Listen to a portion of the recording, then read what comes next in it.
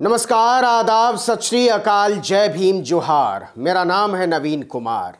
Ukraine को तीन तरफ से घेर लेने के बाद अमेरिका और यूरोप के देशों में हड़कंप मचा हुआ है। रूसी सैनिकों ने यूक्रेन की सीमा को घेर कर सैन्य अभ्यास भी शुरू कर दिया है। अमेरिकी सरकार के प्रतिनिधियों ने चिंता जाहिर की है कि रूसी राष्ट्रपति व्लादिमीर पुतिन किसी भी समय यूक्रेन पर हमले का आदेश दे सकते हैं। उन्होंने राष्ट्रपति बाइडेन को यह भी बता दिया है कि रूस ने तीन तरफ से यूक्रेन की सीमा को बुरी तरह से घेर रखा है और वहां रूस की आर्मी, नेवी और एयरफोर्स तीनों दिन रात अभ्यास कर रहे हैं। इसी के बाद अमेरिकी राष्ट्रपति कार्यालय ने पुतिन के कार्यालय से संपर्क साधा मॉस्को और कहा कि बाइडेन उनसे बात करना चाहते हैं। बातचीत का वक्त मिला शनिवार को। इसकी भी कहानी आगे बताएंगे। अप्रत्याशित रूप से अमेरिकी राष्ट्रपति जो बाइडेन ने रूस के राष्ट्रपति व्लादिमीर पुतिन को खुद कॉल किया।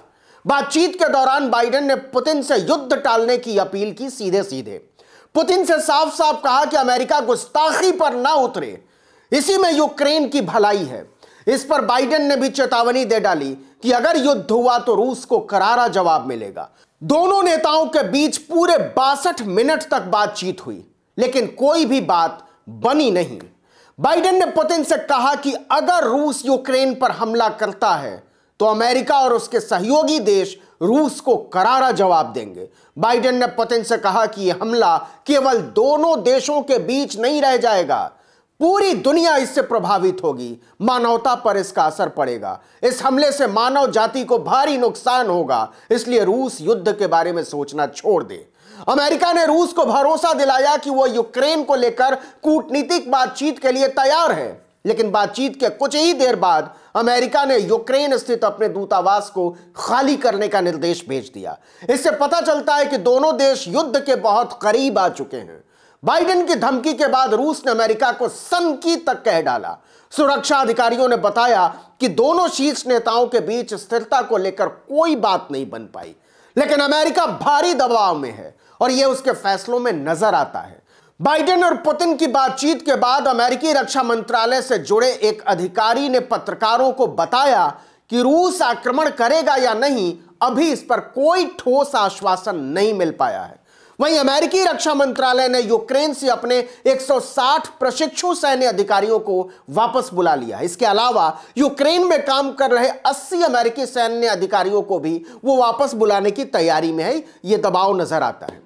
बाइडेन और पुतिन के बीच फोन कॉल के बाद रूसी राष्ट्रपति के विदेश मामलों के सलाहकार यूरी उशाकोव ने कहा कि अमेरिका की सनक अपने चरम पर पहुंच गई है। उन्होंने कहा कि हमें धोखा देने की कोशिश की गई।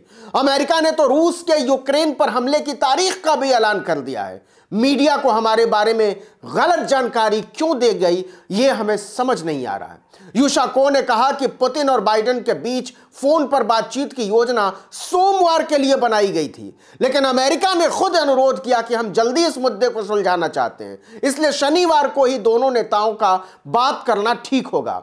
रूस ने अमेरिका के अनुरोध को स्वीकार कर लिया। इसके बाद दोनों नेताओं के बीच 62 मिनट तक बातचीत भी हुई, लेकिन रूस इस बातचीत के बाद से और बौखला उठा है। उसने दोनों देशों के बीच फोन कॉल को संतुलित और व्यापार जैसा बताया। हालांकि उसने यह भी कहा कि दोनों राष्ट्रपतियों ने सभी स्तरों पर बातचीत जारी रखने पर सहमति जताई है। हालात किस कदर अमेरिका के हाथ से निकलते जा रहे हैं, इसका अंदाजा इसी से लगाइए कि यूक्रेन सीमा को घेरने के बाद रूस ने ब्लैक सी में युद्धाभ्यास भी शुरू कर दिया है। ब्लैक सी में रूस ने 30 विशालकाय युद्धक पोतों को उतार दिया है। रूस ने यूक्रेन को तीन तरफ से घेर लिया है और बॉर्डर पर सेना की तैनाती कर दी है।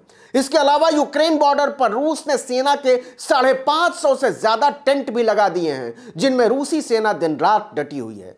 ताजा सैटेलाइट इमेज से इसका खुलासा हुआ है। इसके अलावा रूसी नौसेना ने यूक्रेन सीमा से लगे ओजोव सागर में भी अभ्यास शुरू कर दिया है। यूक्रेन ने दावा किया है कि रूस ने इंटरनेशनल वाटर से जुड़े उसके सारे कनेक्शन काट दिए हैं। उधर अमेरिका ने यूक्रेन की मदद के लिए सैनिकों को भेजने की संभावना को नकार दिया है। पेंटागन ने पोलैंड के लिए 3000 सैनिकों को रवाना जरूर किया है। इस स्थिति को देखते हुए पहले अमेरिका ने अपने नागरिकों को फौरन यूक्रेन छोड़ने की चेतावनी जारी की, उसके बाद ब्रिटेन ने जारी की और अब जर्मनी ने भी ऐसा ही किया है। जर्मन विदेश विभाग ने यूक्रेन में रह रहे अपने नागरिकों से फौरन वापस लौटने की अपील की है। इसके साथ ही जर्मनी ने अपने दूतावास के अधिकारियों को भी तत्काल वापस आने का आदेश जारी कर दिया है। मतलब यूक्रेन में जर्मन दूतावास पर किसी भी समय ताला लग सकता है। इसके बाद आशंका जाहिर की जा रही है कि कई यूरोपीय देश यूक्रेन से अपने अधिकारियों को वापस बुला सकते हैं। नॉर्वे, जापान, लातविया और डेनमार्क ने भी अपने नागरिकों से यूक्रेन छोड़ने की अपील कर डाली है। आशंका जाहिर की जा रही है कि एक हफ्ते के भीतर रूस यूक्रेन पर हमला बोल देगा। अमेरिकी खुफिया विभाग के अधिकारियों को इससे पहले लगता था कि व्लादिमीर पुतिन विंटर ओलंपिक के बाद हमला करेंगे। उन्हें लगता था कि पुतिन चीनी राष्ट्रपति शी जिनपिंग को नाराज करना नहीं चाहेंगे, क्योंकि विंटर ओलंपिक का आयोजन चीन में ही हो रहा है। यह 20 फरवरी तक चलेगा। लेकिन अब अमेरिकी खुफिया विभाग को लगता है कि रूस 20 फरवरी को विंटर ओलंपिक्स खत्म होने का इंतजार नहीं करेगा। अमेरिकी राष्ट्रपति जो बाइडेन के राष्ट्रीय सुरक्षा सलाहकार जैक सुलिवन ने कहा कि हम रूस की हर हरकत पर पैनी नजर रखे हुए हैं। यूक्रेन बॉर्डर पर रूस ने नई सेना तैनात की, हम जानते हैं। इसे देखकर अंदाजा लगाया जा रहा है कि रूस विंटर ओलंपिक्स के दौरान ही यूक्रेन पर हमला बोल सकता है। अमेरिका कुछ भी कहे, लेकिन पूरी दुनिया की हालत अमेरिका और रूस के बीच होने वाले इस युद्ध की आशंका को लेकर खराब है। इसलिए अब रूस पर आर्थिक प्रतिबंधों की बात हो रही है। अमेरिकी राष्ट्रपति Joe Biden, German chancellor Olaf Scholz और फ्रांस के राष्ट्रपति इमैनुअल मैक्रों ने रूस के खिलाफ सख्त चेतावनी जारी की है। सबने कहा है कि अगर रूस ने पीछे हटने का फैसला नहीं किया तो पश्चिमी देश उस पर कड़े प्रतिबंध लगाने को मजबूर होंगे। पुतिन ने इसके जवाब में कहा है कि वो इसकी परवाह नहीं करते। अब समझिए कि यूक्रेन को लेकर रूस और अमेरिका में ठनी क्यों है। दरअसल यूक्रेन का पूर्वी भाग रूस की सीमा से लगा हुआ है। सोवियत संघ के बिखरने के बाद रूसी मूल की बड़ी आबादी यूक्रेन में बस गई। इस वजह से दोनों देशों के बीच आपसी तालमेल बेहतर था। लेकिन 2014 में यूक्रेन से रूसी राष्ट्रपति व्लादिमीर पुतिन के करीबी विक्टर यानुकोविच की सत्ता चली गई। यानुकोविच के हटने के बाद यूक्रेन के क्रीमिया द्वीप पर हमला करके रूस ने कब्जा कर लिया। यूक्रेन को 1954 में सोवियत संघ के सर्वोच्च नेता निकिता ख्रुश्चेव ने क्रीमिया उपहार में दिया था, गिफ्ट किया था। क्रीमिया पर रूसी कब्जे के बाद यूक्रेन ने पश्चिमी देशों से मित्रता बढ़ानी शुरू कर दी। ऐसी खबरें आने लगी कि यूक्रेन नाटो में शामिल होने जा रहा है। अमेरिका ने यूक्रेन में अपनी सेना उतार दी उसकी हिफाजत के लिए। इसके बाद से ही रूस और यूक्रेन एक दूसरे के दुश्मन हो गए। यूक्रेन के नाटो में शामिल होने की अटकलों से नाराज रूस ने सीमा पर लाखों सैनिकों की तैनाती कर दी और अब तो वैसे हालात हो गए हैं कि युद्ध अब छिड़ा कि तब छिड़ा। इस वीडियो में इतना ही, लेकिन अगर आपने आर्टिकल 19 इंडिया को अब तक सब्सक्राइब नहीं किया तो फौरन कर दीजिए, बेल आइकॉन दबाइए, घंटी जैसी आकृति। अगर YouTube पर हमारा वीडियो देख रहे हैं तो हमारे चैनल को सब्सक्राइब कर दीजिए।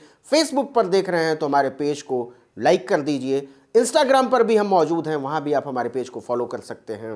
हमारा ट्विटर हैंडल है article19_India, उसको भी फॉलो कर लीजिए। नमस्कार।